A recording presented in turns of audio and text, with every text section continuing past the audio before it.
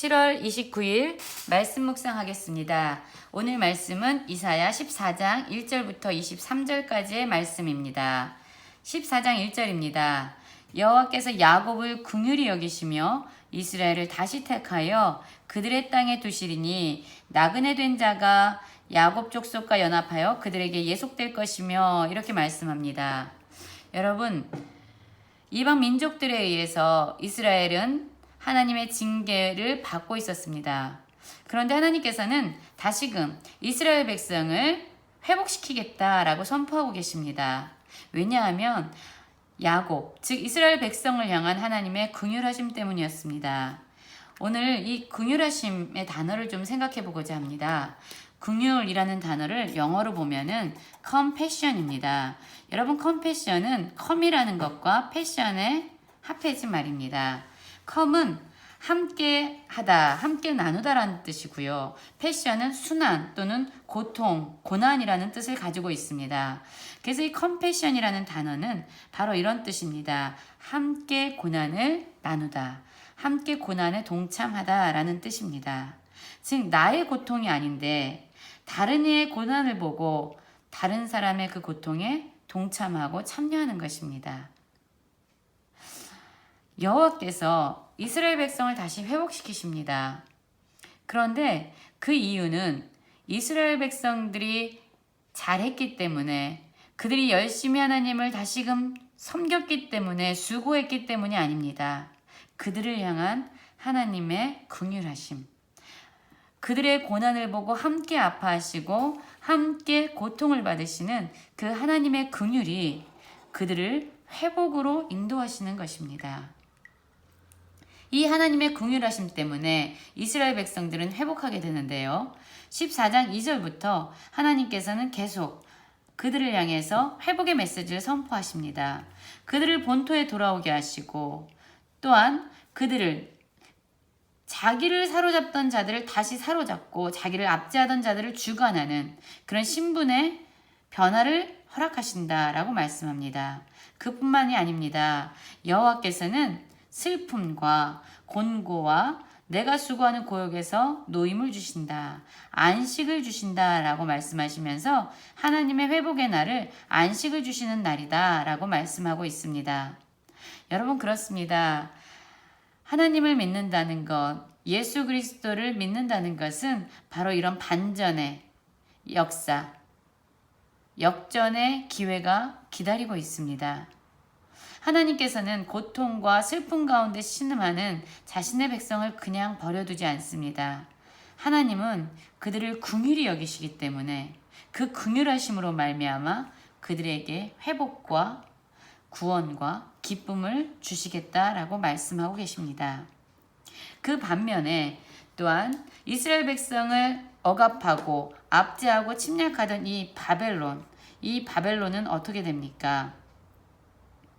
그 강포한 성은 어찌 그리 폐하였는고? 라고 말을 하고 있습니다. 그 강포했던 바벨론, 그 교만과 그 완악함이 가득했던 바벨론은 폐허가 된다라고 말씀하고 있는 것입니다.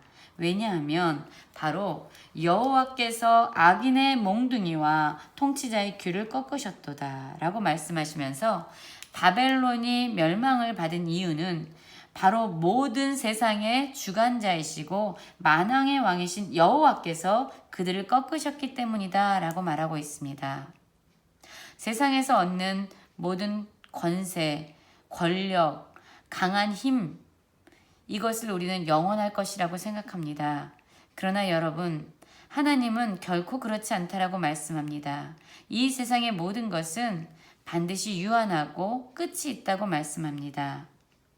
이 세상의 진정한 주권자는 여호와 하나님이시고, 하나님께서 이러한 강포한 자, 세상의 모든 것을 다 가지고 있다고 생각하면서 교만함이 끝이 없었던 이 바벨론 땅을 멸망시키신 것처럼 하나님은 진정 세상의 심판자이시고 주관자 되심을 스스로 나타내고 계십니다.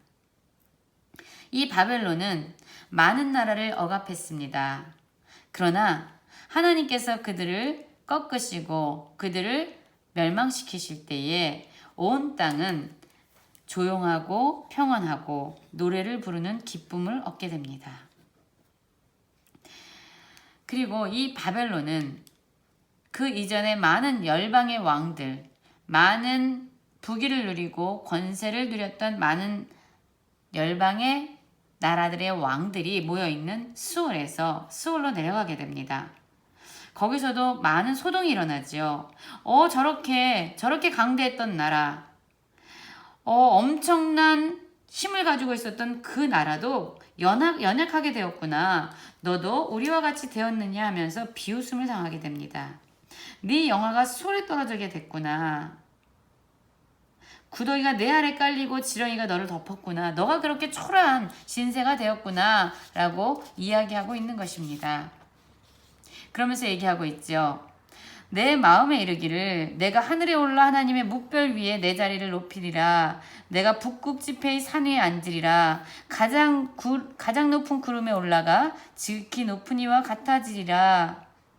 바벨론은 이러한 마음으로 그들의 교만과 그들의 거만을 세상 가운데 선포했습니다. 나는 하나님보다 더 높은 자리를 차지할 것이다. 내가 바로 신이다. 라고 이야기하면서 많은 연약한 나라들을 침략하고 짓밟았습니다. 그러나 이렇게 얘기하죠. 그러나 그들의 교만은 어떻게 됩니까? 맨 밑으로 떨어짐을 당하게 됩니다. 그 바벨론의 멸망을 보면서 사람들은 비웃고 또한 동시에 놀라게 되고 그들의 파괴되고 황무한 그들을 바라보면서 세상은 놀라지 않을 수가 없었습니다. 왜냐하면 그들이 가졌던 영화는 영원히 멸망당하지 않을 거라고 생각했기 때문입니다. 그러나 하나님께서는 이것을 허락하지 않으셨습니다. 14장 22절에서 보면은 이렇게 말씀하고 있죠. 만군의 여호와께서 말씀하시되 내가 일어나 그들을 쳐서 이름과 남은 자와 아들과 후손을 바벨론에서 끊으리라. 모든 것을 끊어버리겠다. 하나님보다 더 높은 곳에 오를 것이다 라고 말하면서 스스로 교만하고 높아졌던 너희들, 내가 너희들을 끊을 것이다. 나 여호와의 말이니라. 나의 말은 반드시 이루어지는, 신실하게 이루어지는 말이다 라고 말씀하시면서 바벨론 땅을 향한 하나님의 심판, 하나님의 징계는 반드시 이루어질 것이다 라고 말합니다. 그래서 그곳은 정말로 황폐한 고슴도치의 구렬이 되고 물 웅덩이가 되는 그러한 곳이 될 것이다 라고 말씀하시면서 다시금 만군의 여호와의 말이니라. 이것은 반드시 선포되어질 것이다 라고 말씀하고 있습니다. 여러분 그렇습니다. 하나님은 어제 말씀하신 것처럼 우리 안에 있는 교만을 싫어하십니다. 그 교만을 낮추시고 교만한 자들을 겸손하게 하십니다. 그러나 여러분 우리에겐 소망이 있습니다. 바로 하나님께서 우리를 긍휼히 여기신다는 것입니다. 우리를 긍휼히 여기셔서 우리를 멸망과 징계로 훈계하시지만 다시금 회복시키시고 구원하시겠다라고 말씀하십니다. 오늘 우리를 향한 하나님의 긍휼하심을 다시금 기억하면서 하나님께 감사함으로 나아가는 귀한 하루 되시기를 간절히 기도합니다.